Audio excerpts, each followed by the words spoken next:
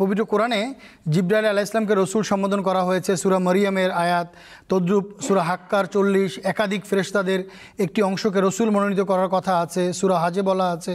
এখন প্রশ্ন হচ্ছে, তবে কি মুহাম্মদ সাল্লাল্লাহু আলাইহি ওয়াসাল্লামের পূর্বে জিব্রাইল সহ অন্য ফেরেশতারাও রসুল ছিলেন, কিংবা তারাও কি মৃত্যুবরণ করেছেন? এটি একটি প্রশ্ন। আর মির্জা কাদিয়ানির একটি ইলহাম হচ্ছে, আকাশ থেকে কয়েকটি সিংহাসন নাজিল হয়েছে, কিন্তু সবার উপরে তোমার সিংহাসন পাতা হয়েছে। আরবাইন পুস্তিকার 63। এখানে শর্ত প্রযোজ্য, এর নীতি না মানলে তবে কি মির্জার ওই সিংহাসন সবার উপরে, এ কথা দ্বারা মোহাম্মদের সিংহাসনের উপরে পাতা হয়েছে এটি বুঝায় না? এটি একজন অআহমদী প্রশ্ন পাঠিয়েছেন, আপনাকে উত্তর দেওয়ার জন্য অনুরোধ করছি।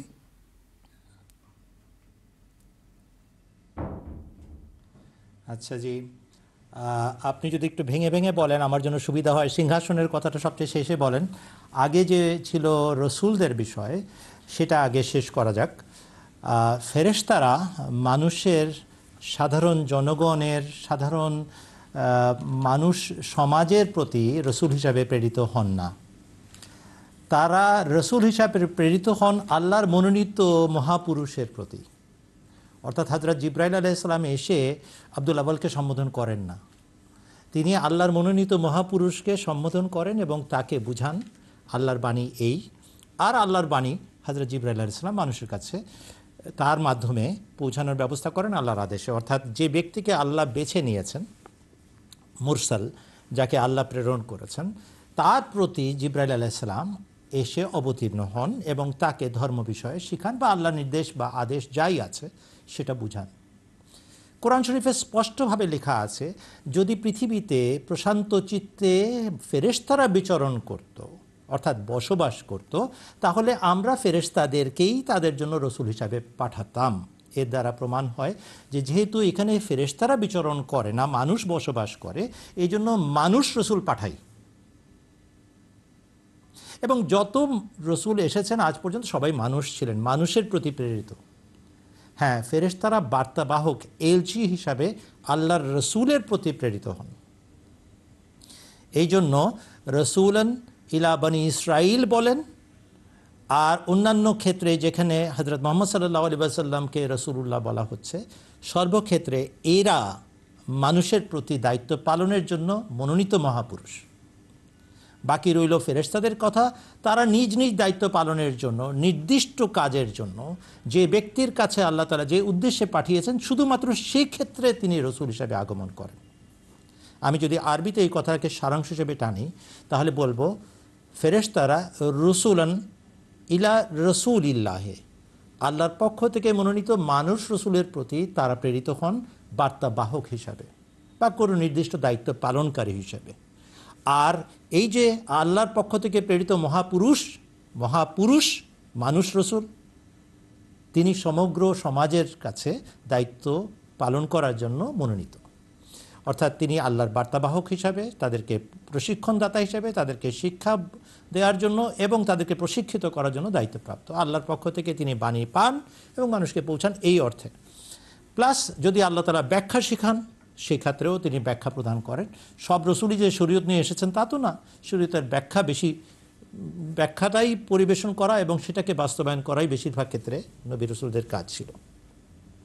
অতএব প্রথম কথার উত্তর হচ্ছে এই যে ফেরেশতারা এই জন্য মানব জাতির কাছে রসুল হিসাবে আসেন না, কেননা মানুষ বসবাস করে এই পৃথিবীতে। আল্লাহ বলেছেন যদি ফেরেশতারা বসবাস করতো আমি ফেরেশতাদেরকে রসুল করে পাঠাতাম, যেহেতু মানুষ বাস করে অতএব মানুষই থাকবে তাদের জন্য রসুল হিসাবে। গেল এই কথাটা।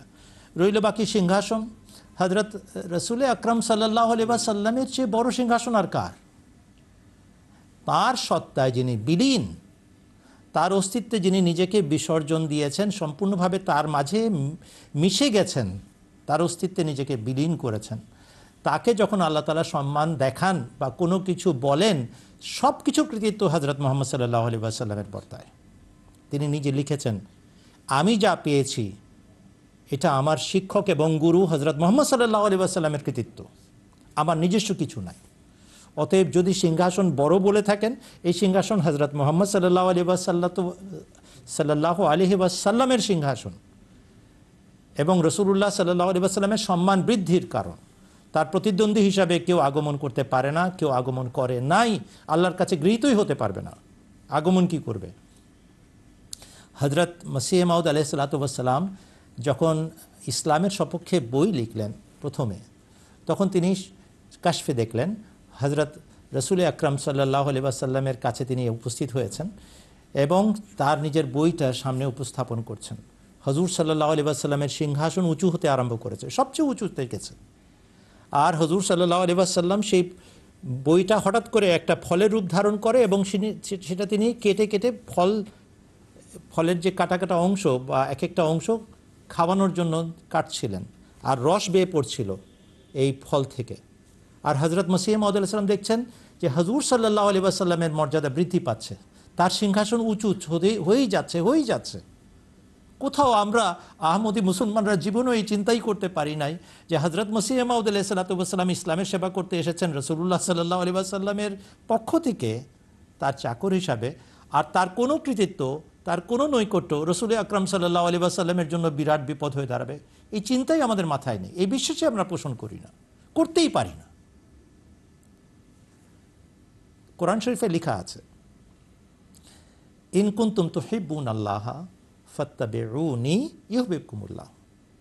হে মুহাম্মদ সাল্লাল্লাহু আলাইহি ওয়াসাল্লামের উম্মত, মনে রেখো, তোমরা যদি আল্লাহকে ভালোবেসে থাকো তাহলে আমার আনুগত্য করো।